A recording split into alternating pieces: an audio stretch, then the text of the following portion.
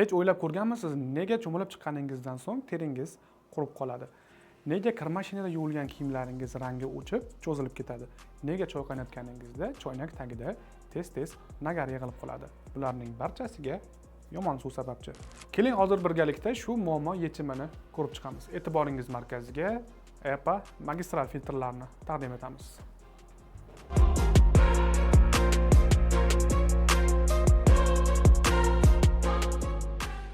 6 xil modelda sotuvga chiqqan. Bular Slimline 10 turkumiga mansub bo'lgan EVF 10M, EVF 10M2, EVF 10M3 va shuningdek Slimline 20 turkumiga mansub bo'lgan EVF 20M, EVF 20M2 va EVF 20M3.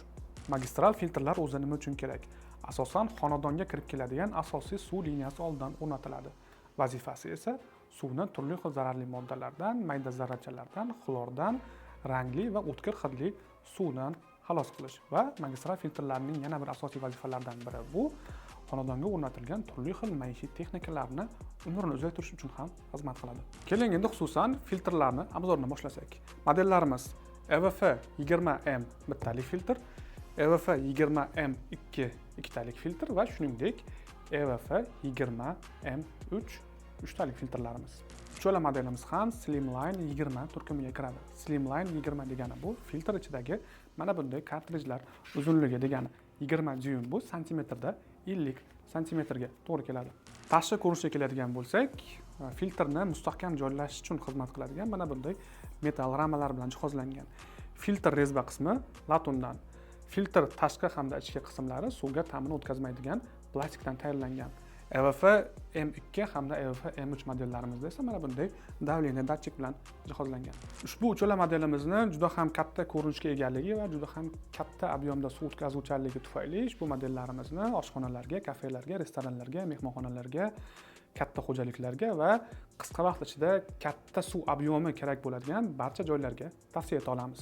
Texnik xususiyatlari: uchala modelimiz ham soatiga 133 litr suv o'tkaza oladi. Bosimga bardoshliligi 4,5 bar.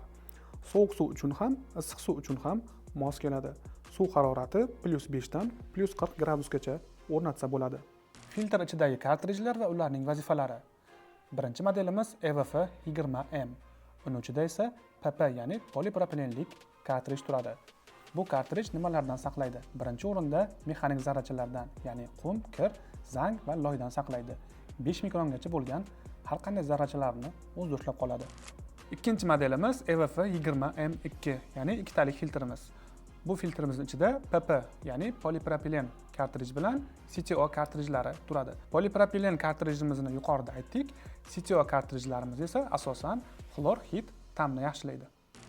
Uchinchi modelimiz EVF 20M3, ya'ni 3talik filtrimiz. Bu filtrimizning birinchi bosqichida PP, ya'ni polipropilenlik kartrij turadi. Ikkinchi bosqichida CTO kartrijimiz turadi. Uchinchi bosqichida UDF, ya'ni ultra zich faollashtirilgan uglerodli kartrij turadi. Bu bosqichda suvni og'ir metallardan, organik moddalardan va shuningdek xlordan ozod qiladi. Birozgina kichikroq bo'lgan filtrlarimizga o'tamiz. Modellari EVF 10M bittalik filtrimiz, EVF 10M2 ikkitalik filtrimiz hamda EVF 10M3 3talik filtrlarimiz. Bu modelimiz ham bundan oldingi obzor qilgan 20 Slimline 20 filtrlarimizdan umuman farq qilmaydi, faqat shunchaki birozgina kichikroq xolos. Bunda ham mana bunday temir ramalar bor. Bunda ham rezba qismi latundan, bunda ham ichki hamda tashqi korpusi suvga ta'min o'tkazmaydigan plastmassadan va bunda ham ko'rib turganingizdek mana bunday davleniya datchiklari bor. Agar siz xonadoningizdagi maishiy texnikalarni, ya'ni boylerlarni, suv isitgichlarni, kotellarni, kir yuvish mashinalari va shunga o'xshash maishiy texnikalarni umrini uzoq qilib ishlash muddatini yanada uzaytirmoqchi bo'lsangiz, albatta shu modellarimizni o'rnatishni sizga tavsiya qilamiz va shuningdek suv sifatini yaxshilash kerak bo'lgan har qanday joyga tavsiya etamiz. Uchala modelimiz ham Slimline 10 turkumiga kiradi. Slimline 10 degani bu filtr ichidagi kartrijlar uzunligini anglatadi. Buni yuqorida ham aytdim. 10 dyuym bu santimetrda 25 santimetrga teng keladi. Uchala modelimiz ham soatiga 66 litr suv o'tkaza oladi. Bosimga bardoshliligi 4,5 bar. sovuq suv uchun ham, issiq suv uchun ham mos keladi. Suv harorati +5 dan +40 gradusgacha o'rnatsa bo'ladi. Bu modellarimiz ichidagi kartrijlarga to'xtalib o'tirmaymiz, sababi bundan oldin obzor qilgan Slimline 20 modellarimizdan hech qanaqangi farq qilmaydi. Ikkalasi bir xil. Keyin shuningdek, kartrijlarni yaroqlilik muddati haqida to'xtaladigan bo'lsak, kartrijlarni o'rtacha 3 oydan 6 oygacha almashtirish tavsiya etiladi. Agar ba'zi bir joylarda suv darajasi, suv og'irligi, suv qattiqligi yuqori bo'ladigan bo'lsa, bundan ham qisqaroq muddat ichida almashtirish tavsiya etiladi. Hurmatli mijozlar, endi video obzorimizning eng muhim, eng kulminatsion joyiga keldik. Ya'ni sizlar bilan hozir qanday qilib xonadon uchun to'g'ri magistralniy filtr tanlashni o'rganamiz.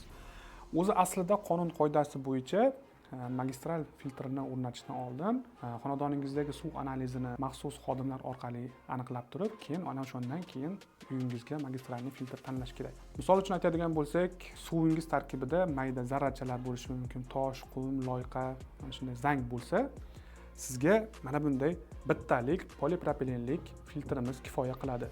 Agar suvni ta'mi yaxshi, rangi yaxshi, hidi yo'q deydigan bo'lsangiz va uni tarkibida organik va og'ir moddalar yo'q bo'ladigan bo'lsa, mana shunday bittalik filtrimiz sizga yetadi. Agarda yo'q, suv tarkibida mayda zarrachalar, tosh, qum, zangdan tashqari suvni hidi bor, suvni rangi chataq, suvni ta'mida o'zgarishlar bor deydigan bo'lsangiz, unda sizga ikkitalik va uchtalik filtrlarimizni tavsiya etamiz. Bunda birinchi bosqichda zangdan, qumdan, mayda zarrachalardan va 5 mikrongacha bo'lgan har qanday zarrachalarni o'zida ushlab qoladi.